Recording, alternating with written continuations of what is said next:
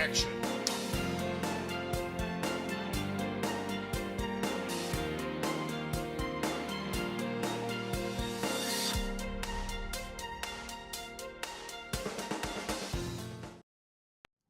Good evening, ladies and gentlemen. I want to welcome you to the scene tonight. I'm your host, Paul Caraway, and today's guest is Ryan Kendrick. Ryan is an American actor born and raised in Northern California. His father is of Persian descent and his mother is an American. He studied acting and played basketball at San Diego State University. He's most known for his recurring police officer role on Days of Our Lives. He's also known for his Facebook sketch comedy series titled Valley Junk TV. Welcome to the show, Ryan. Thanks for having me, Paul. Oh, it's my pleasure. You know, one of the things that I noticed is at San Diego State, well, my brother lived in San Diego when he was alive, and he lived in Caraway, to be specific. And North County. I'm sorry? North County, Poway. Yes, exactly. I'm going to boost the audio just a little bit so I can hear you better. Okay, there we go. So, Ryan, how did you get started, and what took you to acting? Yeah, definitely. It's a great question that gets asked a lot while I'm on this journey. But I've always been infatuated with it. The whole process of people moving to Hollywood with nothing and turning into a business, as an actor. And I just growing up was that super hyper center of attention kid. And I just knew one day I would probably give it a try. So I played basketball, my whole upbringing and in high school and then a little bit in college. And then my senior year of college, when I realized I'm going to be graduating and it's time to go into the real world, I kind of figured maybe I should take some acting and on-camera classes while I'm at San Diego State. You can get really good over there. So I got into all of that my senior year of college, and it kind of propelled into now being in Hollywood, getting, interviewed by people like you, and just going through the punches and, staying on track. Very cool. Very cool. So, coming from California, it's in your backyard. Like you said, people are moving in and, trying to make it work. And, so you have a home field advantage, you might say. Yeah, definitely the home field advantage. Growing up in the Bay Area, and then going to college in San Diego and then LA being in between, it just didn't seem something so far-fetched to me. I'm raised in California. So I really am enjoying the journey. It's crazy. I've had a year full of huge auditions, some small ones I booked, and then the big ones, obviously, I didn't. But just going with the punches and keeping casting directors happy and my agents and manager and updating, videos and pictures. And we started the sketch comedy series specifically on Facebook, and it's been getting some traction. So just trying to keep, productions rolling at least once a week. Very cool. Now, I happened to see you on TV the other day, and it was that was interesting. It was, it's the sketch comedy, but you're not saying anything. The comedians are sort of guiding the story. It's a very, very interesting show on True TV called Laugh Tracks. But yeah, I auditioned for it and booked it, and I was like, all right, cool. This pays. I'll do it. I got to be on TV, and you kind of have lines. Like I do speak, but it's the comedian's voice over it. Right. And I actually did 3 episodes on that. So I don't know if you saw the others, but they're on season 2. But yeah, it was super cool. I'll get on set anytime I can, to work with creatives and producers, directors, writers, and you have no clue who you'll meet. And I did meet some people from that set, that are, checking in with me constantly and, trying to give me opportunities here and there. So it's always good to get on any set you can. Yeah, I totally agree with that. You just never know who the next person you're going to meet that's going to take you a step further in your career.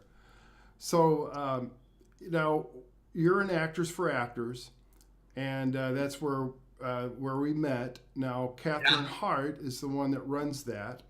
She's great. Oh, she is awesome. She's my acting coach. What a And sweetheart. I'm sorry.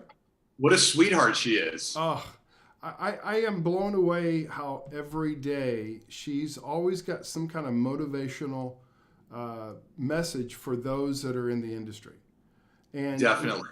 it's such a encouragement. And Yeah. she sort of jokes about how she's mean and everything in class, but she's really not Yeah. that mean. She's not. Oh, She's yeah, she just doesn't strike firm me. and to the point, and she wants you to succeed.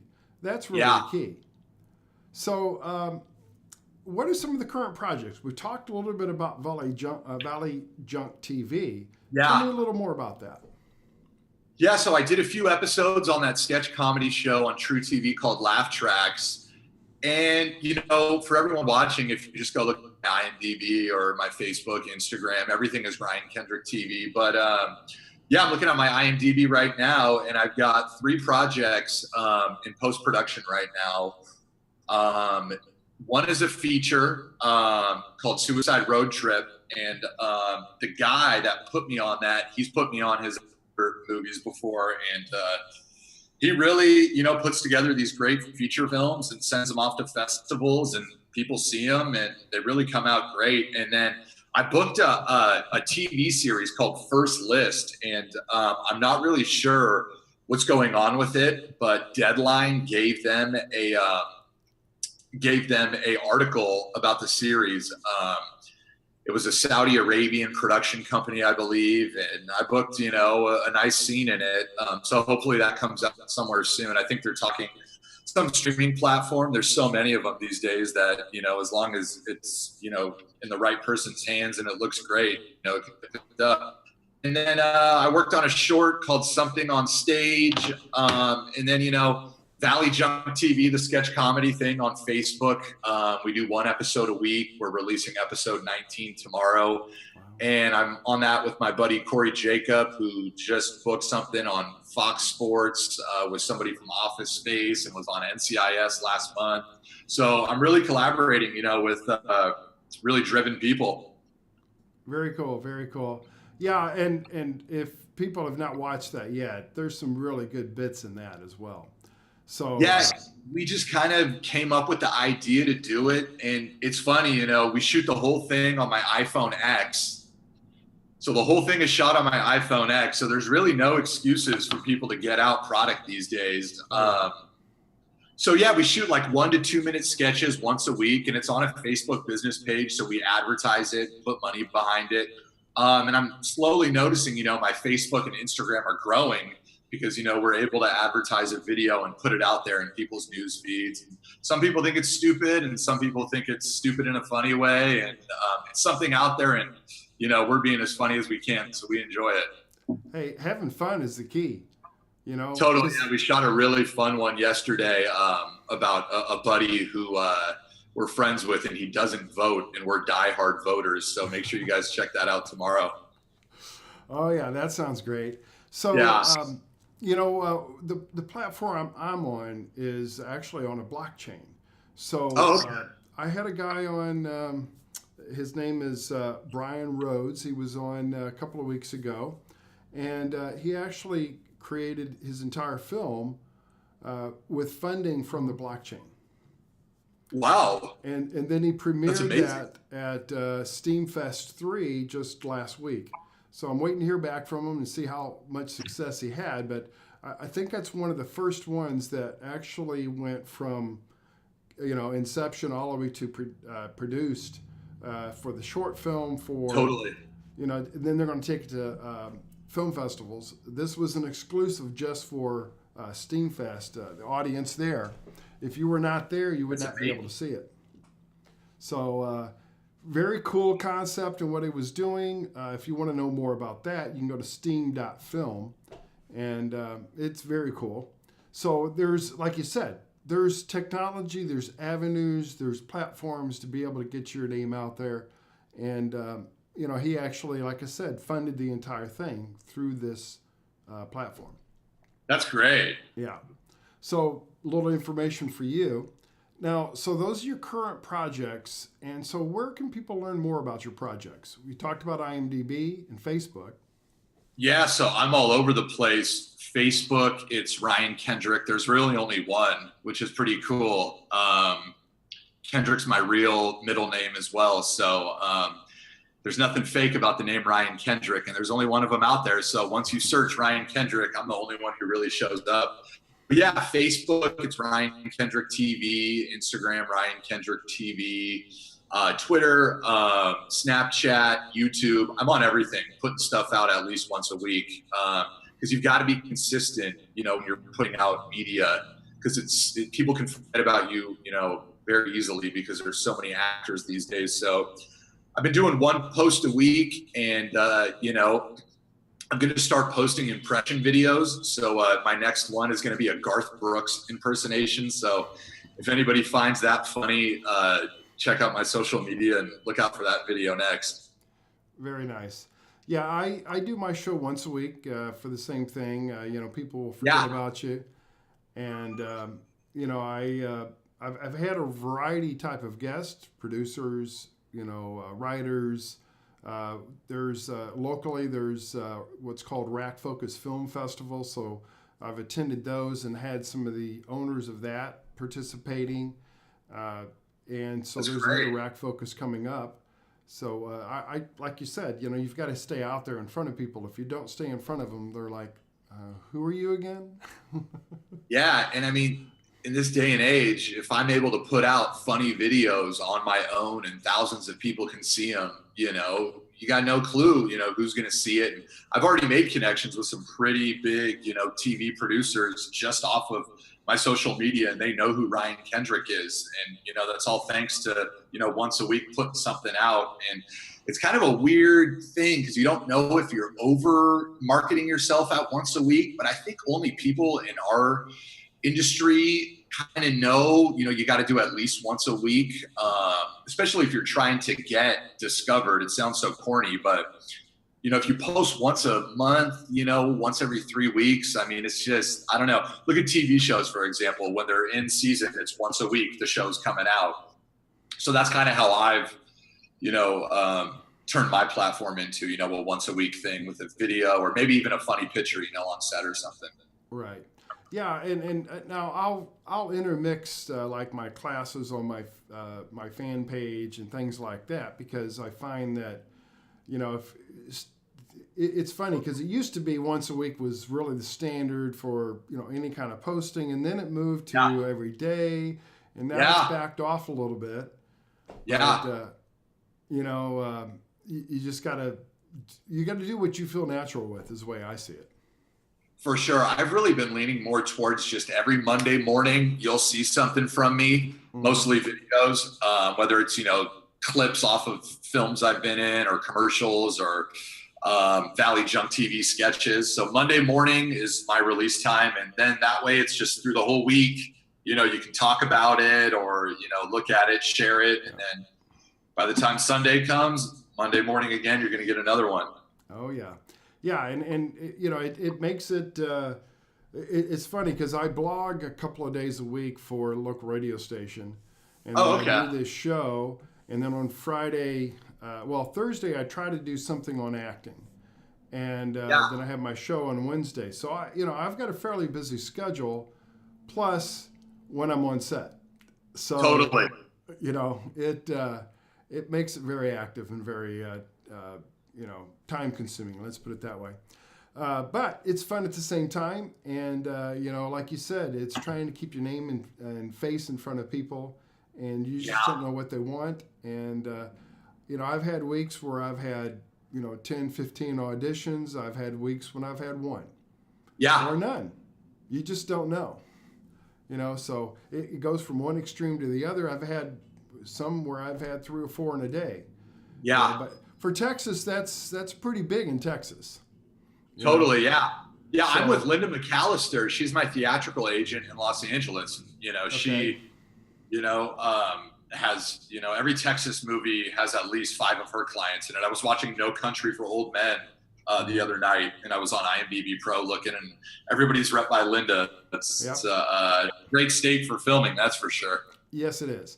And Linda's great too. I mean, I Yeah, see her every once in a while, and she's a great person and for easy sure. to work with. A friend of mine was just picked up by her, Yeah, and so she's always actively looking and following. And people, don't really realize that she is out there, but she is, and she's watching. So definitely. Yeah. anyway, that's always great to have and see. Ryan, is there something maybe we didn't cover that we didn't talk about? I mean, I guess like for other actors out there that are, watching or something, and I mean, I'm putting myself out there so much, and I mean, I'm not, recurring on a TV show, I'm not, a big movie, star or anything, but, I'm putting product out and I like how it looks and industry people like it. So I just think like the whole perception of social media is, it's such a big thing because you're basically your own TV channel, essentially. So I just think the importance of, keeping your name out there. And you never know when someone's going to be watching your stuff because it's always, I was just talking to my agent in Atlanta, Kim Taylor, and she was talking about how, when everything seems awful, but you're still trucking along, that's when, something big hits. Yep. And the thing is, you don't know what the next big deal is going to be, or you don't even know what the next deal is in a lot of cases. And one of the things that I find that people in this industry just don't understand, or not in this industry rather, don't understand is the NDA kind of situations. Exactly. And, there might be something that you're doing, but we just can't talk about it because it's against the policy. And Totally. it's the NDA that you signed, and if you do, that just sort of squashes, what you're working on. And I've had a few of those in non-acting positions, and so I know what those are all about. And, Definitely. You don't push the envelope because if you do, you're looking for a lawsuit or you're looking for not having a job, and that's no fun. So in this business, everyone knows each other too. So oh yeah, you got to be so professional and don't ask too many questions, but make sure you at least ask one question. right. You got to kind of suck up without sucking up. It's funny because I guess because I'm a little more mature than some of the other folks out there, but I get questions asked all the time. Do I need an agent? Do I not need an agent? And in Texas, it's a little different because, there's a lot of non-union work and there's a lot of union work. There's a little bit of mix of both. Yeah. And so, that question gets asked here quite a bit. Now, in California, it's a different story. You don't have that same struggle. For sure. To deal with. So my answer is if you really want to be, at the next level, you need to have an agent because you're not going to get those parts that are going to get you where you want to be. But the question is that what you want to do? So, I guess I was attracted to what you were doing because you're consistent with what you're doing. I like your videos. I like your commercials. And so, thank you. My pleasure. And so it all automatically makes it a draw. And that's what people want to see. And as an actor, that's what you want to have. That's what you want to receive. Totally. And I feel like there's this thing with, being in LA, you see so many people move here to be actors. But then when it's time to do stand-up or it's time to do an improv show or it's time to film a web series or it's time to do a, reading session or just any time there's a production that's going to happen, so many people vanish. And like, I'm just trying to prove to people, like, I really enjoy putting myself out there. And that's why we started, the Valley Chunk TV thing. Because I was like, there's TV or there's, new media, the web series that, NBC funds that are like on Facebook right now. And I was like, we can do that realm of stuff too. And the next thing is really stepping up production quality in shooting. We do 24 short episodes a season. So we've got 5 more and then we'll stop for like a month. And then my goal is for season 2 to up the production quality, get more big guests. We had on one of our episodes a guy who's actually represented by Linda. He's a recurring character on the Detour on TBS. So we got him in an episode. So it was great, because we have working actors hopping on. But my goal is for season 2, really up the production quality and then get the episodes on iTunes or Amazon Prime and just really start building stock in yourself, because you hear so many success stories about actors or directors, writers just kind of doing their own thing without waiting on anybody, and then it kind of just boils up and turns into a huge deal one day. Well, when we wrap this up, I'll share a couple of links with you on Cool. what Brian is doing, and that way you can maybe look at even putting those things out there. Because when I publish the blogs, I publish them on the website for the radio station, and then I put them on my personal blog on the Steam platform. So I get more exposure for the station, but I also get more exposure for myself.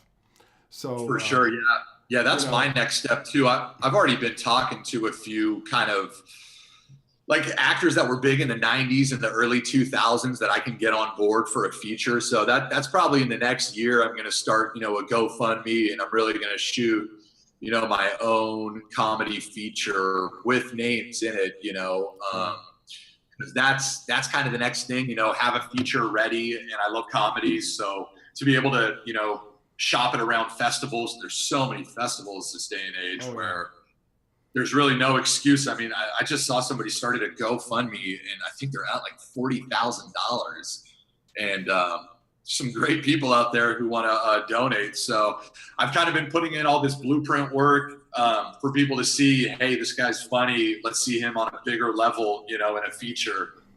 So yeah, I'm looking to, hire, after a GoFundMe, writers, directors, and really kind of just do my own big film.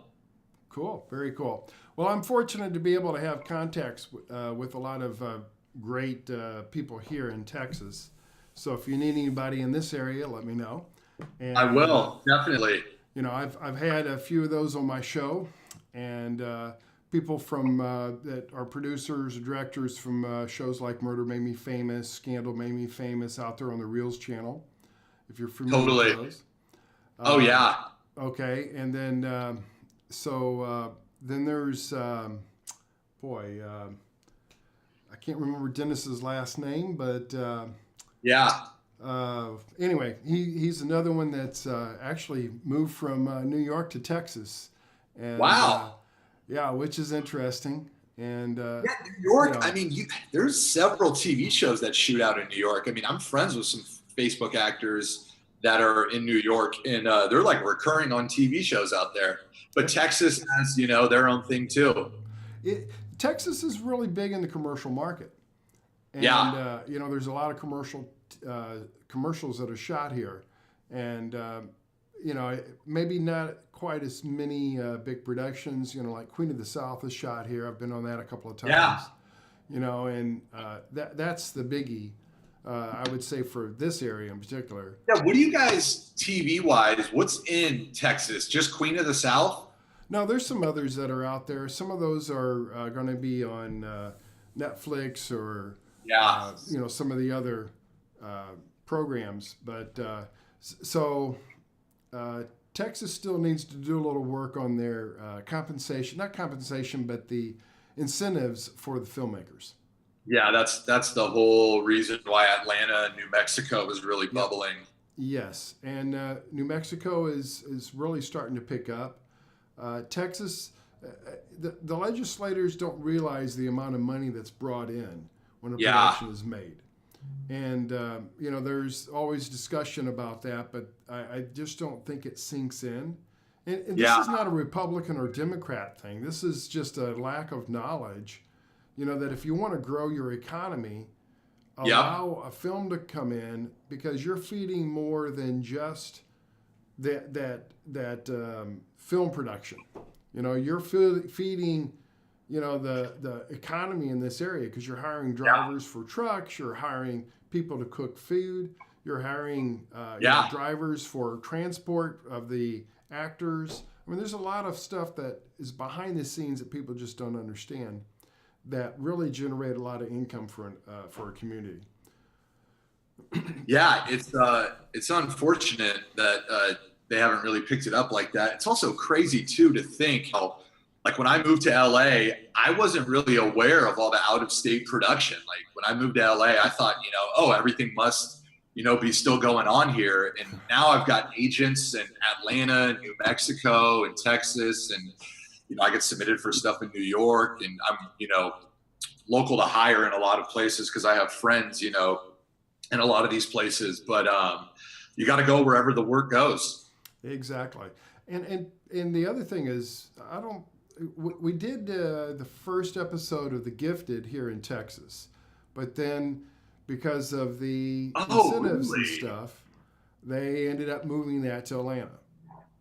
So it was just one of those kind of, a lot of the stuff that we did here was cut because they moved it over to Atlanta, so they didn't want to have the people here necessarily shown, because of the transition.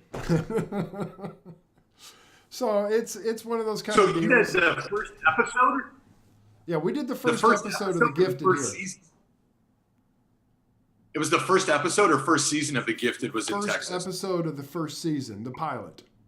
Oh, okay, the pilot. Wow, that's funny. And then, boom. Yeah. All the way to Atlanta. Yeah. And then there's been a couple of other pilots that we've shot. The Alita, I guess that's a film that's out right now. Alita, Alita, that was shot here. There was one that was shot last summer. It was a pilot, but I don't think it went anywhere. I can't think of the people. It was 3 girls that were doing some kind of a sales thing, and I don't think it was picked up by anybody. But you just don't know. I'm actually in a production right now called Director's Cut, which is being created by somebody here locally, a small budget. That there's some interest outside of Texas in the project, so we'll see how that goes. And you just don't know until you find out. But probably opening it up a little bit more than I should at this point. Yeah. Yeah, we can rewind. Actually, I think it'll be this week. They actually learned something. So yeah, nice. Well, that's exciting. Yeah. So, like you said, you just don't know. So you stay involved and have some fun at the same time, and contribute. And you just don't know because somebody can come up and say, "Oh, I saw you in XYZ." Actually, Catherine and I have talked about that a couple of times. There's been people that have done student films, and the spouse of the producer of the student film was a big producer. And because they were in that project, they saw them and ended up hiring them for a larger production. Yeah, I mean, if you're familiar with Brian Coogler, the guy who directed Black Panther and then did Creed #1. Mm-hmm. I heard a crazy story about him so I saw on Facebook like a year ago, a friend of mine who played football at Sacramento State uploaded a picture. It was like a throwback Thursday picture with Brian Coogler playing football at Sacramento State. So, Brian Coogler was playing football at Sacramento State not too long ago, and then I guess goes to USC to study directing. And he's directing like student films as a student there in like 2011, I think it was. Uh-huh. And then does Fruitvale Station, which was an independent film that did really well, and then boom, gets Creed, and then to Black Panther. So yeah, I'm constantly working on SAG student films because they're really professional, and especially the people at USC and stuff. You have no clue who they know and who they're attached to. All that stuff. You don't know what you don't know. There's been like Star Wars. The last Star Wars had some of the scenes were shot here, for example. Really? Here in Oklahoma. Oklahoma does a little bit, but not a lot. Yeah. There was somebody else that was in a small film in Oklahoma, and then somebody saw them, and because they saw them, they moved on to a large project. So yeah, it happens. And, you could say that you're the 30-year overnight success. And, yeah. Yeah, totally. You just never know. You just don't know. So I am pretty well wrapping with any questions that I have. So I'm going to just ask one more time. If you have anything special that maybe we missed, let me know. Or also, I want you to repeat your information so that people can find you. Okay? Yeah. So do you have anything? Yeah, well, thanks for everybody watching. My name is Ryan Kendrick. There's only one of them. And, for funny videos and just the life of an actor, on the rise to making it, just follow me on social media, or you don't even need to follow me. Just look at my stuff, because I know people are weird with following these days. But it's Ryan Kendrick TV on every platform. And, new videos once a week. And we're going up from here on out, so there's no looking back. All right. Well, I appreciate your time today. You have a great evening. And totally. My name is Paul Caraway, and this is Ryan Kendrick, and you're on the scene. Have a great evening. Thanks, Paul.